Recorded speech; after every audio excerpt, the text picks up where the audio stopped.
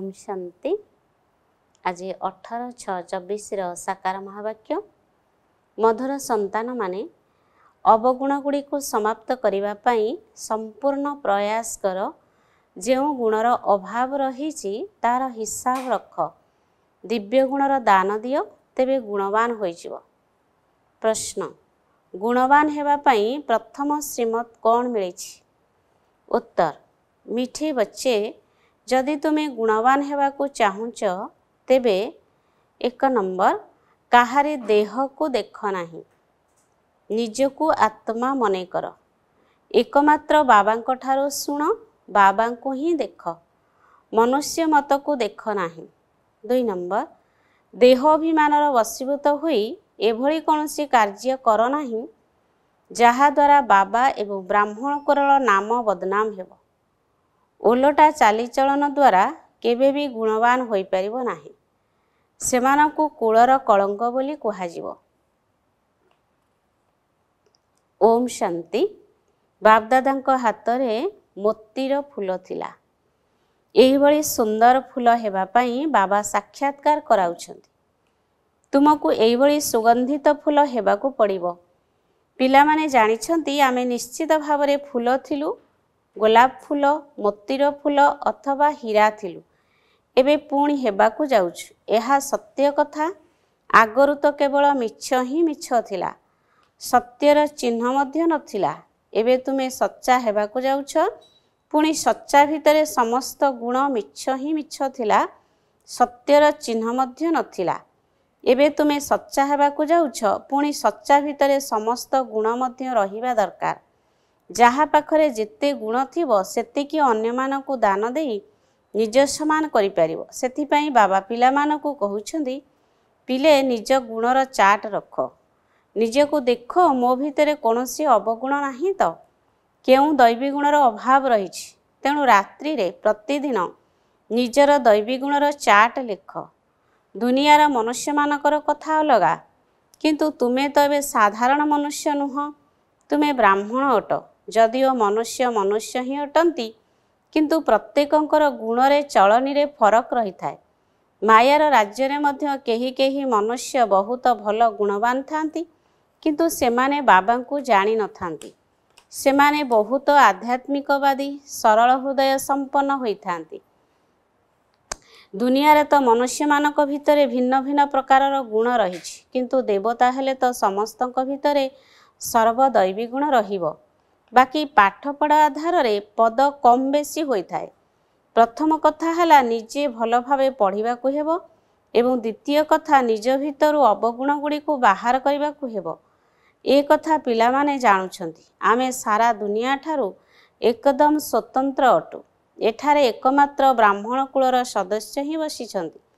शूद्र कुलरे मनुष्य मत एवं ब्राह्मण कुलरे ईश्वरीय मत रहिछि। सर्वप्रथमे तुमको बाबांकर परिचय देवाकू हेबो। तुमे कहूछ जे अमुक व्यक्ति तर्क करुछंदी, बाबा तुमको बुझाइथिले लेखि दिया जे आमे ब्राह्मण अथवा बिके ईश्वरीय मतरे परिचालित हेउछु। तेबे बुझिजिबे जे एमानक ठारू भल त आउ केही नाहांती। उच्चरु उच्च हेउछंती भगवान, आमे माने तांकर संतान। तेणु श्रीमतरे परिचालित हेउछु। आमे एबे मनुष्य मत अनुसारे परिचालित हेउनाहु, ईश्वरीय मतरे परिचालित होई देवता हेउछु। आमे मनुष्य मत को बिल्कुल छाड़ी देइछु। एपरि कहिबा द्वारा तुम सहित केही तर्क करि परिबे नाही। जदि केही कहिबे कथा केउठारु सुनिल, किए सिखाइछंती, तेबे तुमे कहिबो आमे ईश्वरीय मतरे चालुछु। एथिरे प्रेरणार कथा नाही। अविनाशी पिता ईश्वरंक ठारू आमे शिखुछु। कुह भक्ति मार्गर शास्त्र मत अनुसारे आमे तो बहुत समय धरी परिचालित हेलु। एबे आमको ईश्वरीय मत मिलुछि। तुम मानकु बाबांकर महिमा करिबाकू हेबो। प्रथमे बुद्धि रे रखिबाकू हेबो जे आमे ईश्वरीय मतरे चालुछु। मनुष्य मत को आमे स्वीकार करूनाहु कि सुनुनाहु। ईश्वर कहउछंदी, खराब कथा सुन नाही, खराब कथा देख नाही, एहा मनुष्य मत। आत्मा को देख, शरीर को देख नाही। एहा तो पतित शरीर अटे, एहा को काहेकि देखिबो? एही आखिरे एहा को देख नाही। एही शरीर तो पतित रु पतित होई जाइछि। एठाकार तो शरीर तो सुधुरिबार नाही आउरी पुरुणा हेबारे लागिछि। दिनकु दिन आत्मा सुधुरुछि, आत्मा ही अविनाशी अटे। सेथिपाई बाबा कहउछन्ति खराब कथा देख नाही, शरीर को मध्य देख नाही, देह सहित देहर जहाँ भी संबंध अछि से सब को भूलिबाकु हेबो। आत्मा को देख, एकमात्र पिता परमात्मा को ठारू शुण। एथिपाई तुमको परिश्रम करबाकु हेबो। तुमे माने अनुभव करुछ, एहा होछि सबुठारू मुख्य विषय वस्तु। जी बहुत बुद्धिमान होइथिबे तांको सेतिके उच्च पद मध्य मिलिबो। गोटे सेकेंड रे जीवन मुक्ति मिल पारिबो, किंतु जदि संपूर्ण भाव में पुरुषार्थ न करिवो तेबे बहुत दंड मध्य भोग करबाकू पड़िबो। तुमे माने बाबांकर परिचय देवा पाई अंध मानकर बाड़ी हेउछ। आत्मा को देखी हुए नाही, अनुभव करी हुए। आत्मा केते छोट, एही आकाश तत्व रे देख मनुष्य माने केते जागा नेउछंती। मनुष्य माने तो चल प्रचल करूछंती ना, आत्मा कोन कुआडे चल प्रचल करि थाए कि? आत्मा रहिबा पाई केते छोट स्थान नेउथिबो। यह विचार योग्य विषय। परमधाम रे आत्मा माने एकत्र थांती। शरीर तुलन रे आत्मा केते छोट, तेणु यह कम स्थान नेब। तुमको तो रहिबा पाई बहुत स्थान दरकार। एबे तुम मानकर केते विशाल बुद्धि होई जाईछि। बाबा नुआ दुनिया पाई नुआ कथा बुझाउछंती एवं ज्ञानदाता मध्य नुआ अटंती। मनुष्य माने तो समस्तଙ୍କ ठारू दया मागुछंती, कारण निज पाखरे शक्ति नाही जहा द्वारा निज उपरे निजे दया करि परिबे। तुमको एबे शक्ति मिलुछि, तुमे बाबांक ठारू संपत्ति नेउछ। अन्य काहाकू दयार सागर बोली कुहा जाई परिबो नाही, मनुष्य को देवता बोली कुहा जाई परिबो नाही। एकमात्र बाबा ही दयार सागर अटंती, जे कि मनुष्य को देवता करुछंती। सेथिपाई कहउछंती परमपिता परमात्माकर महिमा अपरम अपार, तार कोनोसी सीमा नाही। एबे तुमे जानुछ तांकर दयार किछि सीमा नाही। बाबा जो नुआ दुनिया रचना करुछंती सेठारे सबु किछि नुआ हेबो। मनुष्य पशु पक्षी सबु सत्वप्रधान हेबे। बाबा बुझाउछंती तुमे श्रेष्ठ हेउछ, तेणु तुमर आसवाबपत्र मध्य सेहि भଳି मूल्यवान हेबो बोली गायन रहिछि। बाबा को मध्य सर्वोच्च कहउछंती, जहां ठारू विश्वर राजत्व मिलुछि। बाबा स्पष्ट भाव में कहउछंती मु तुम पई हातरे स्वर्ग नै आसीछि। लोके जादू द्वारा हाथरू केसर आदि बाहर करुछंती, किंतु एठारे तो पाठ पढ़ार कथा रहिछि। यह अविनाशी पाठपढ़ा। तुमे जानुछ जे आमे पाठ पढ़िबा पई पाठशाला को आसीछु। तुमे माने बहुत पाठशाला स्थापन कर, तेबे सेमाने तुमर चालीचलन को देखिबे। केही केही पुणी श्रीमतरे न चली बाबांकर नाम को बदनाम करिथांती। देह अभिमानी मानकर चालीचलनी ही अलगा होई थाए। देखिबे जदि एभଳି चालीचलनी रहिछि तेबे समस्तक उपरे कलंक लागि जाई थाए। बुझी जानती जे यहांकर चलने तो कौनसी परिवर्तन हेउनाई, तेबे एहार अर्थ सी बाबांकर निंदा कराइले ना। परिवर्तन पाई समय लगी थाए, किंतु सबु दोष तो तांको उपरे आसी जाई थाए। सेथिपाई चालीचलन बहुत भल हेबा दरकार। तुमर चरित्र परिवर्तन हेबाकू केते समय लागुछि? तुमे जानिछ काहार काहार चरित्र बहुत भल फास्ट क्लास होई थाए। सेमाने केबे भी लुचि रहिबे नाही, प्रत्यक्ष होई जिवे। बाबा प्रत्येक संतान मानकू देखुछंती एमानक भितरे कोन कोन सब दुर्बलता रहिछि, जहा कि दूर होई जिबा दरकार। तेणु बाबा जन जन को जांच करुछंती। दुर्बलता समस्तक भितरे अछि, तेणु बाबा समस्तक देखुछंती, फलाफल मध्य देखुछंती। बाबांकर तो पिलामानक प्रति स्नेह रही थाए ना। जानिछंती एहांक भितरे दुर्बलता रहिछि, जेउ कारणरु एते उच्च पद पाई परिबे नाही। जदि दुर्बलता दूर नहेला तेबे बहुत असुविधार सम्मुखीन हेबे। सेमानकू देखिले ही जना पड़ी जाई थाए। ए कथा तो तुमे माने जानिछ। एबे आउ अल्प समय बाकी अछि। बाबा जन जनकर जांच करुछंती। बाबांकर दृष्टि प्रत्येकंकर गुण उपरे ही पड़ी थाए। पचारंती तुम पाखरे कौनसी अवगुण नाही तो? बाबांक आगरे तो सत कहि देउछंती। काहा काहा भितरे देह अभिमान बहुत रहुछि, तेणु कहु नाहंती। बाबा तो कहउछंती स्वतः प्रवृत्त भावे जी करिवे सी देवता हेबे। कहिबा परे जी करिव सी मनुष्य, जी कहिबा परे मध्य करि न थाए। बाबा कहउछंती जहा किछि भी एई जन्मर दुर्बलता रहिछि ताहा बाबांक आगरे स्वतः कहि दियो। बाबा तो समस्तଙ୍କୁ कहि देइछंती। सबु दोष दुर्बलता तो सर्जन को कहिबाकू पड़िबो। शरीरर रोग नुहे, मनर रोग कहिबाकू हेबो। तुम भितरे कौन सब आहुरी विचार आसुछि, तेबे बाबा एहा उपरे बुझाइबे। जदि एई भଳି अवस्था रहिबो तेबे तुमे एते उच्च पद पाई परिबो नाही। जे पर्यंत अवगुण न बाहारिछि उच्च पद पाई परिबो नाही। अवगुण बहुत निंदा कराई थाए। मनुष्य मानकर संदेह हेउछि ଭଗବାନ ଏମାନଙ୍କୁ ପାଠ ପଢ଼ାଉଛନ୍ତି। ଭଗବାନ ତ ନାମ ରୂପରୁ ଅଲଗା, ସର୍ବବ୍ୟାପୀ। ସିଏ କିପରି ଏମାନଙ୍କୁ ପାଠ ପଢ଼ାଇବେ? ଏମାନଙ୍କର ଚାଲିଚଳନ କିପରି? ଏ କଥା ତ ବାବା ଜାଣିଛନ୍ତି।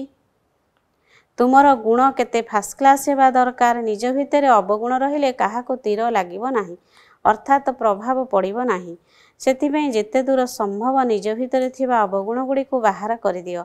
ନୋଟ୍ କର, ଆମ ପାଖରେ ଏହିସବୁ ଦୁର୍ବଳତା ରହିଛି, ତେବେ ମନ ଭିତରେ ଭିତରେ ଖାଇବ। କ୍ଷତି ହେଲେ ମନ ଖାଇଥାଏ।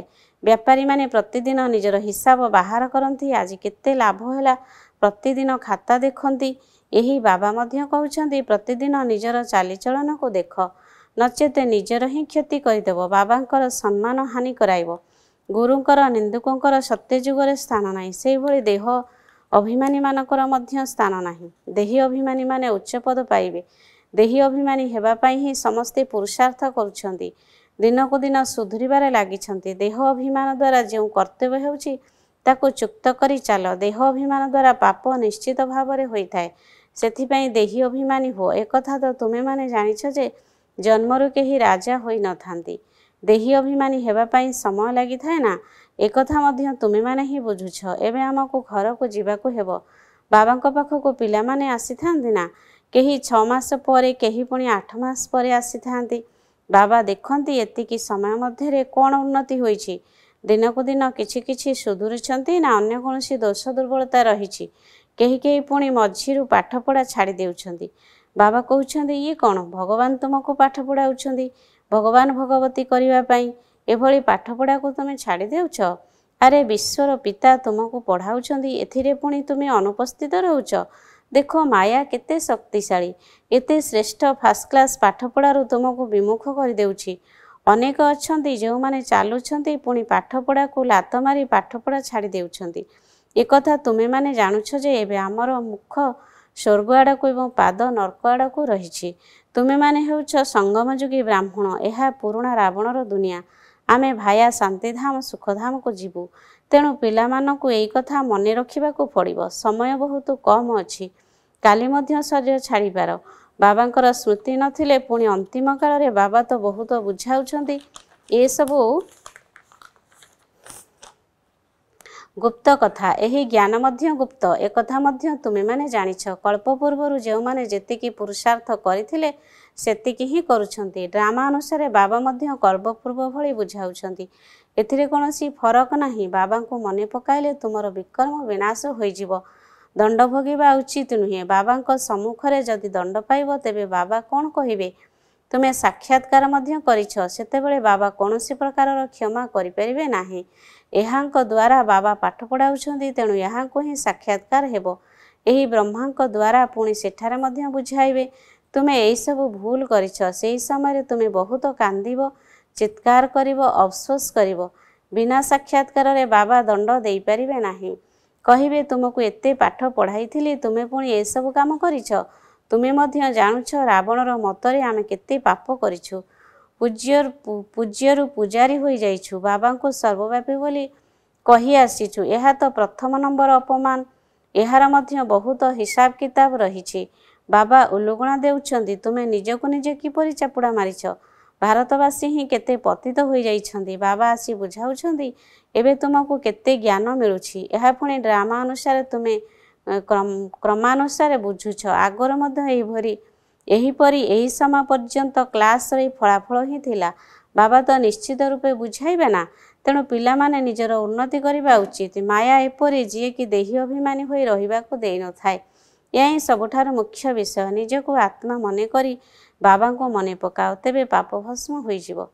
ଆଚ୍ଛା, ମିଠା ମିଠା ଶିଖିଲେ ସନ୍ତାନମାନଙ୍କ ପ୍ରତି ମାତା ପିତା ବାପଦାଦାଙ୍କର ମଧୁର ସ୍ନେହ ସମ୍ପନ୍ନ ଶୁଭେଚ୍ଛା ଏବଂ ସୁପ୍ରଭାତ। ଆତ୍ମିକ ପିତାଙ୍କର ଆତ୍ମିକ ସନ୍ତାନମାନଙ୍କୁ ନମସ୍ତେ।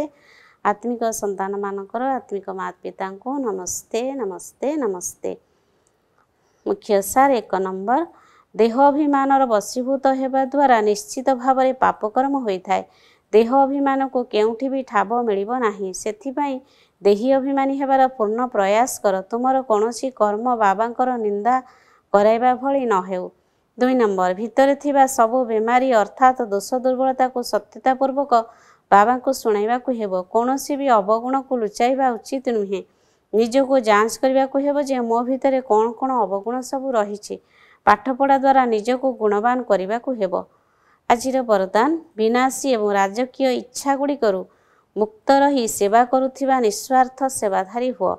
ବ୍ରହ୍ମା ବାବା ଯେପରି କର୍ମର ବନ୍ଧନରୁ ମୁକ୍ତ ସ୍ୱତନ୍ତ୍ର ଆତ୍ମା ହେବାର ପ୍ରମାଣ ଦେଲେ, କେବଳ ସେବା ପ୍ରତି ସ୍ନେହ ବ୍ୟତୀତ ଅନ୍ୟ କୌଣସି ବନ୍ଧନ ନଥିଲା। କାରଣ ସେବା କରିବାରେ ଯେଉଁ ବିନାଶୀ ରାଜକୀୟ ଇଚ୍ଛା ରହିଥାଏ, ତାହା ମଧ୍ୟ ହିସାବ କିତାବର ବନ୍ଧନରେ ବାନ୍ଧି ଦେଇଥାଏ। ସଚ୍ଚା ସେବାଧାରୀ ଏହିଭଳି ହିସାବ କିତାବ ଠାରୁ ମଧ୍ୟ ମୁକ୍ତ ରହିଥାନ୍ତି। ଯେପରି ଦେହର ମଧ୍ୟ ବନ୍ଧନ ରହିଛି ଏବଂ ଦେହର ସମ୍ବନ୍ଧଗୁଡ଼ିକର ମଧ୍ୟ ବନ୍ଧନ ରହିଛି, ସେହିପରି ସେବା କ୍ଷେତ୍ରରେ ସ୍ୱାର୍ଥଭାବ ରଖିବା ମଧ୍ୟ ବନ୍ଧନ ଅଟେ। ତେଣୁ ଏହିଭଳି ବନ୍ଧନଠାରୁ ବା ରାଜକୀୟ ହିସାବ କିତାବ ଠାରୁ ମଧ୍ୟ ମୁକ୍ତ ନିଃସ୍ୱାର୍ଥ ସେବାଧାରୀ ହୁଅ। ସ୍ଲୋଗାନ: ନିଜର ପ୍ରତିଜ୍ଞାଗୁଡ଼ିକୁ ଫାଇଲ ଭିତରେ ରଖ ନାହିଁ, ଫାଇନାଲ ଅର୍ଥାତ୍ ସମ୍ପୂର୍ଣ୍ଣ ହୋଇ ଦେଖାଅ। ଓମ୍ ଶାନ୍ତି।